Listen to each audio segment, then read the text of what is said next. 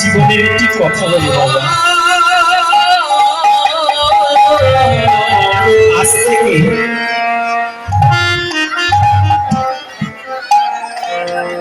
5 মাস আগের কথা। আমার শরীর একদম শুকিয়ে গিয়েছে। ছিলাম 80 কেজি, সেখান থেকে হয়ে গেছিলাম 60 কেজি। হঠাৎ করে ওজনটা কমে যায়। ডাক্তারের কাছে গেলাম। ডাক্তার বলল কি জানেন, যে আপনার ডায়াবেটিস হয়েছে আর একটা কিডনি নষ্ট হয়ে গিয়েছে, আপনার রক্তের হিমোগ্লোবিন কমে গেছে, আপনার বাঁচবে।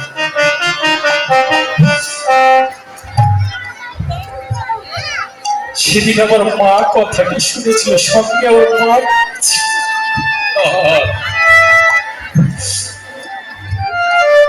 আমার মায়ের বাক্রুদ্ধ হয়ে গিয়েছিল।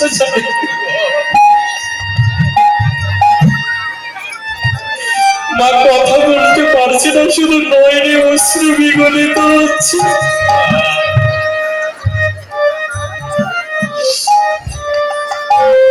মা আমাকে জড়িয়ে ধরে কাঁদছে, চাইলে আমি কি অপরাধ করেছি যে পুত্র সোনা।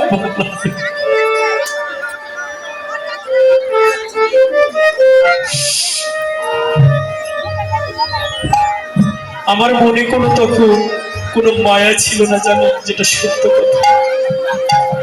আমার মনে একটি সান্ত্বনা, হয়তো ভগবান আমাকে এইটুকু জীবনের জন্যই পাঠিয়েছিলেন।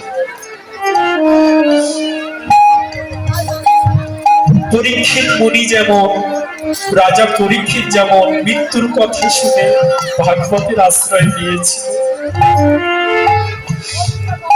বিশ্বাস করেন আমি সেদিন কথা শ্রবণ করে গোবিন্দের কাছে সম্পূর্ণ শুনি।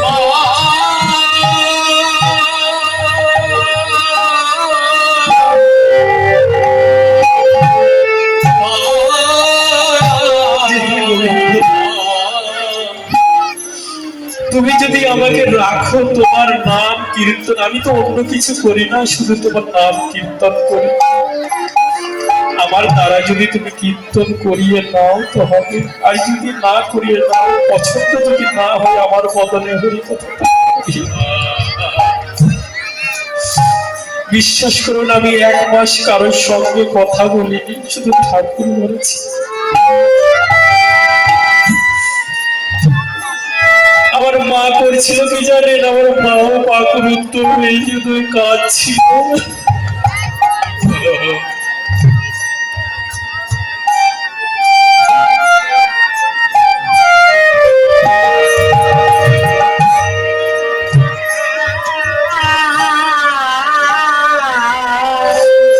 মা রান্না করতেও কাঁদছিল, মা ঘুমোতো না জানে।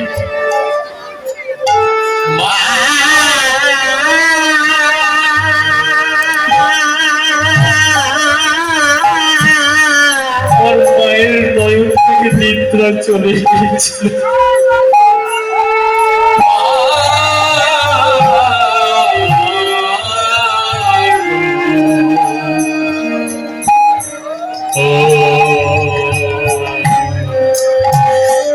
আমার মা তরকারিতে লবণ দিত না, মনে করে।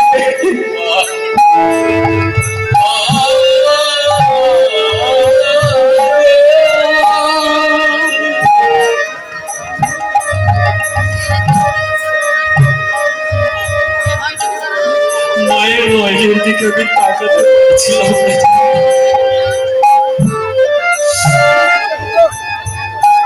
ছাদে উঠে দেখি আমার মা আমার কাপড় নিয়ে কাঁদছে।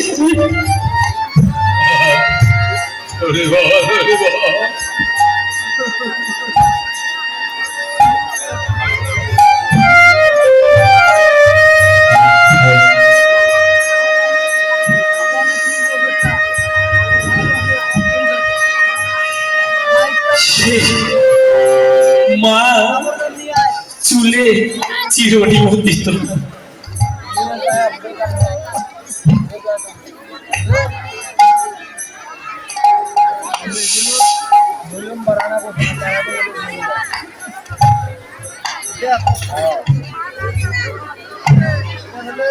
সেই দিন আমি দেখেছিলাম মায়ের সন্তানের প্রতি কেমন প্রেম হয়। আমি তো শুধু শুনেছি যে ছোট বাচ্চাকে মা কেমন করে মানুষ করে, কিন্তু তখন তো আমার জ্ঞান ছিল না, দেখতে পারিনি।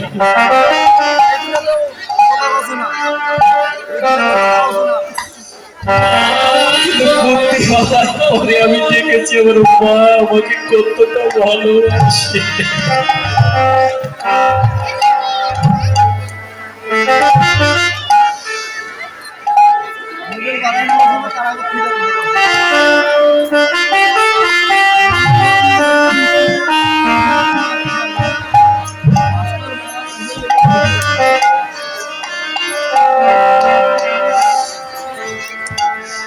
জনম দুঃখী মা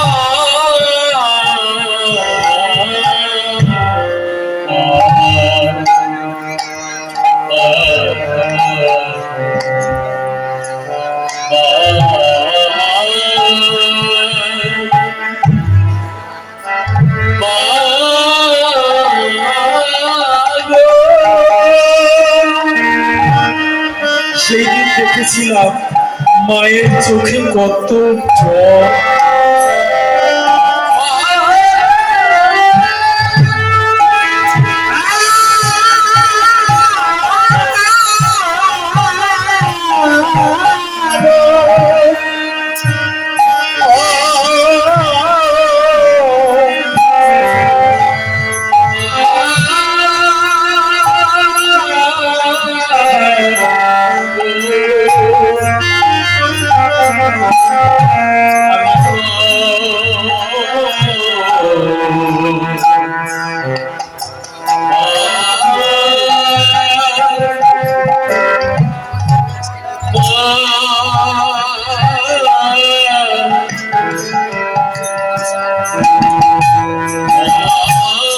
আমি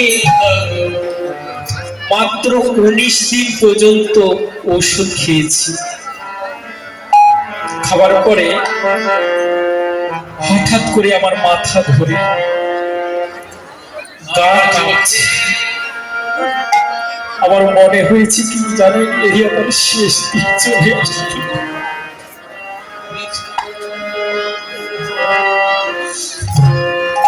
ডক্টরের কাছে ফোন করেছি, ডক্টর বলছে আপনার দেরি না করে সঙ্গে সঙ্গে চলে আসুন।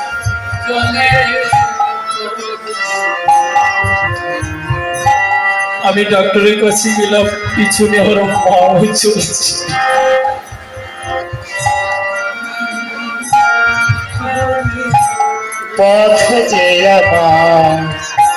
ডক্টর বললেন সমস্ত চেক আপ করাতে। আমি সমস্ত চেক আপ করালাম। চেক আপ করানোর পর ডক্টর একই দৃষ্টিতে আমার দিকে চেয়ে আছে।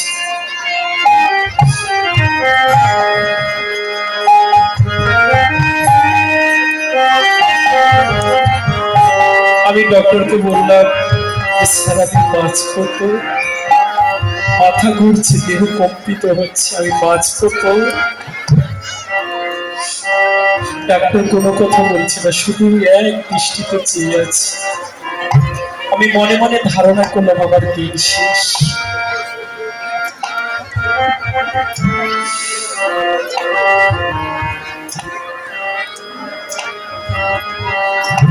হঠাৎ করে ডাক্তার বলল যে আমার জীবনে এই আমি প্রথম পেশেন্ট পেলাম, এইরকম পেশেন্ট আমি কোনোদিন। কেন বলছেন আপনার আর কোনো ব্যাধি নাই। ডায়াবেটিস বলছেন সেটি নাই। কিডনি যে নষ্ট হয়ে গিয়েছিল বলছে ওটি ভুল রিপোর্ট। রক্ত যে হিমোগ্লোবিন কমে গিয়েছিল বলছে ওটিও ঠিক চলে এসেছে। এমনটা কেন হলো? ডাক্তার বলছেন আমিও অবাক হয়ে যাচ্ছি। মিরাক্কেল, হয়তো আপনার ভিতরে কোনো আধ্যাত্মিক শক্তি রয়েছে। আমি ডাক্তারকে একটা কথা বলেছিলাম কি জানেন, যেটা স্যার আধ্যাত্মিক শক্তি আমার নয়, কৃপা রয়েছে আমার মায়ের।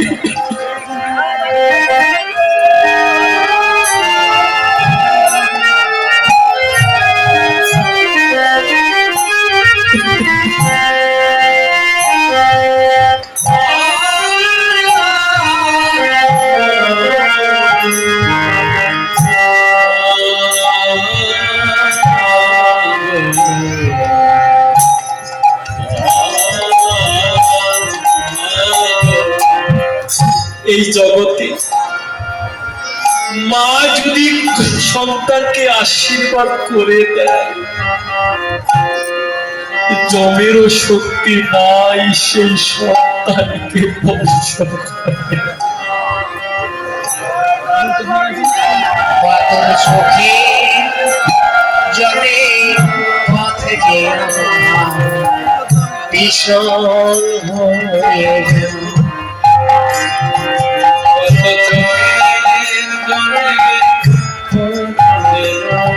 সেদিন আমি বুঝেছিলাম যে মায়ের কৃপা সন্তানের কতটা।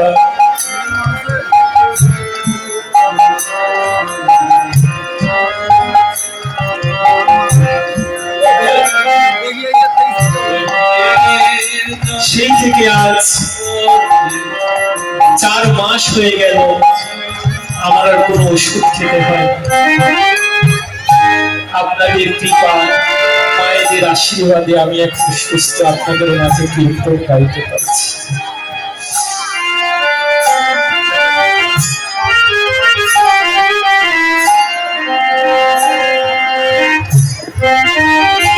আপনারা আমাকে আশীর্বাদ করবে যেন যতদিন বাঁচি, আমি বাঁচার আশা করি না, যতদিন বাঁচি ততদিন যেন আপনাদের এই হরি কথা কৃষ্ণ কথা শুনতে যেতে পারি, মৃত্যু লাভ পর্যন্ত।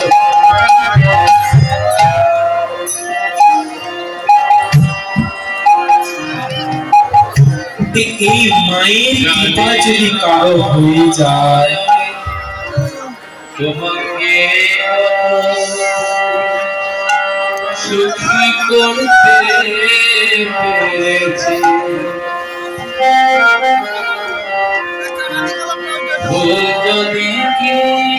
সবাই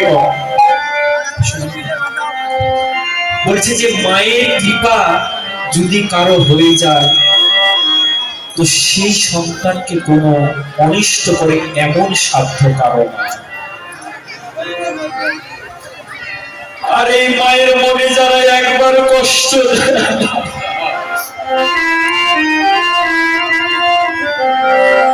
সন্তানের জন্য যদি কোনো মায়ের নয়ন থেকে একবার অশ্রু বিগলিত হয়, ভগবানেরও সাধ্য নাই সেই সন্তানকে বাঁচা।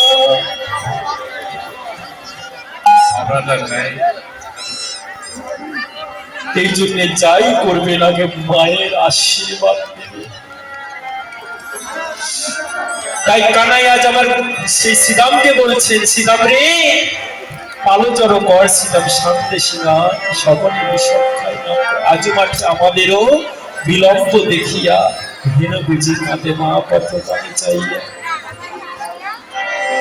তাই দেখ গগনে আর বেলা নাই, চল এবার বেলি অবসর হইল, চল যাই ঘরে। বেলি অবসর হইল, চল যাই ঘরে। বেলি অবসর হইল, চল যাই ঘরে। বেলি অবসর হলো, চল যাই ঘরে।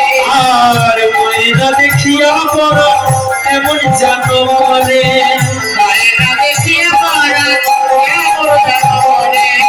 এই মন্দিরে সেবাইকে বলবো আরতি টালাতে,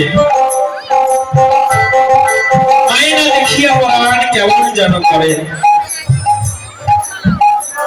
ও কানাই, তুই তো বলছিস পাল জড়ো করতে, কিন্তু আমাদের ডাকে তো ধেনু পাল আসে না, তাই কানাই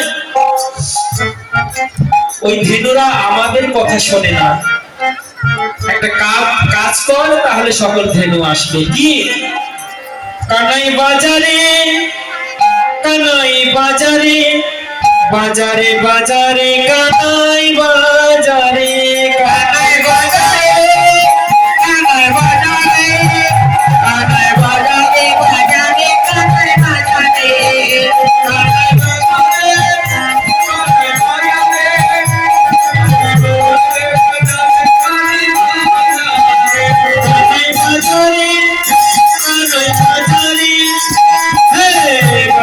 বাজারে কানাই বাজারে ও কানাই বাজারে কানাই বাজারে কানাই বাজারে বাজারে কানাই বাজারে ও কানাই তোর হাতে যে মহান মুরলী ধনী বাঁশি রয়েছে একবার সেটি বাজা। এখানে একটা ঘটনা ঘটেছে কি জানেন, তো ভগবান যখন ধেনুবৎস আনছিলেন তো ভগবানের একটি ছোট্ট আদরের একটি বাছুর ছিল, নাম হচ্ছে শ্যামলী। ছোট্ট বাছুর, ছোটবেলায় যখন বাছুরটা পোষ্য হয়েছিল তার মা মারা গিয়েছিল। মাতৃহারা বাছুরটা ভগবান নিজের করে তাকে বশ করেছিল। কিন্তু ওই বাছুরকে আসার সময় বাছুরকে বলেছিলেন, বাছুরি এই বৃক্ষের নিচেই থাকবি, কচি কচি